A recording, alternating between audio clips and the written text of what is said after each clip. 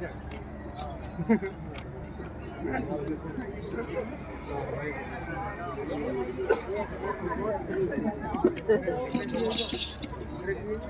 तो उधर ढूंढ रहा था, आप लोग वहां से निकल आए। सबसे पहले बेणेश्वर धाम वागड़ की पावन धरा को मेरा प्रणाम है। ये पवित्र धरती हम सभी आदिवासियों के लिए एक विशेष महत्व रखती है।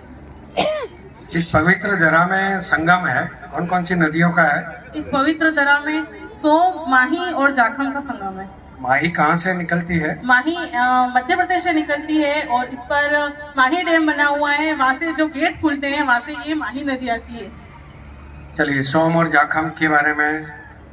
जो सोम नदी है वो उदयपुर से आती है और जो जाखम नदी है वो दरियावाद की तरफ से आती है और दोनों पहले साबला में मिल जाती है और उसके बाद वो दोनों एक होकर बेणेश्वर आती है और बेणेश्वर में माही के साथ मिलती है।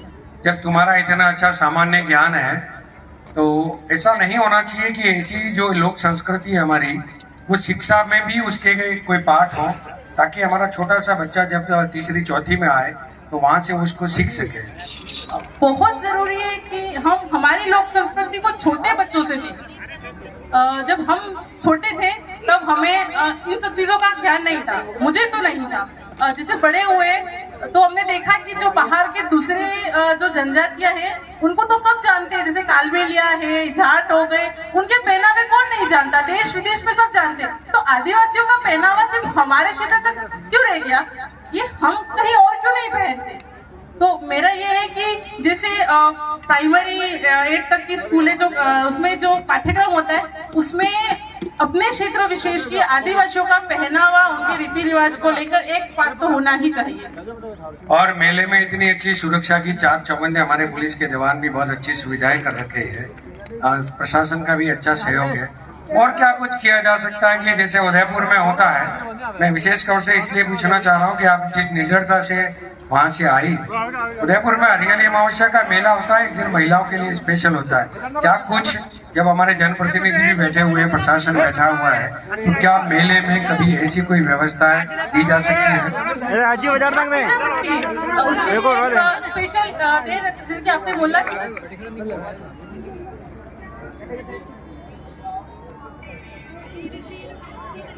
जैसे कि आपने बोला कि हाँ, उदयपुर में हरियाली महोत्सव के लिए एक महिला दिवस विशेष यहाँ पर, उसके लिए विशेष होगा कि अगर पूरे मेले को तो बंद नहीं किया जा सकता, क्योंकि ये तो यहाँ तो 4 राज्यों के लोग आते हैं ना, तो पूरे मेले को तो बंद नहीं कर सकते। अपन एक स्पेशल जोन कर सकते हैं, अपन एक स्पेशल जोन कर सकते हैं, महिला जोन या फिर गुलाबी क्षेत्र कर दिया, उसका कोई भी नाम रख सकते हैं, कालीबाई क्षेत्र कर दिया, उस पर सिर्फ महिलाओं की ही एंट्री होगी। इसमें और भी है ना बहुत सारी विशेषता हो सकती है इसकी। देखो, जहाँ सिर्फ महिलाएं जा सकती है वहां पर उनके लिए जो चीजें मिलती है स्पेशली उसकी दुकानें हो सकती है, उनके लिए सिर्फ शौचालय जहाँ पे सिर्फ महिलाएं यूज कर सकती है वो शौचालय हो सकते हैं। ठीक है, आपने अभी एक नाम लिया कालीबाई का, उसके बारे में क्या कुछ जानते हैं आप? कालीबाई के बारे में कालीबाई को तो कौन नहीं जानता, शिक्षा के क्षेत्र में उनका कितना महत्वपूर्ण योगदान था, उनसे सीख के ही तो हम अपनी बालिकाओं को पढ़ाते हैं। वो रास्तापाल से थे और उन्होंने शिक्षा के लिए अपने, ये तो सुना था ना, रास्तापाल की बात है, रास्तापाल को कौन नहीं जानता।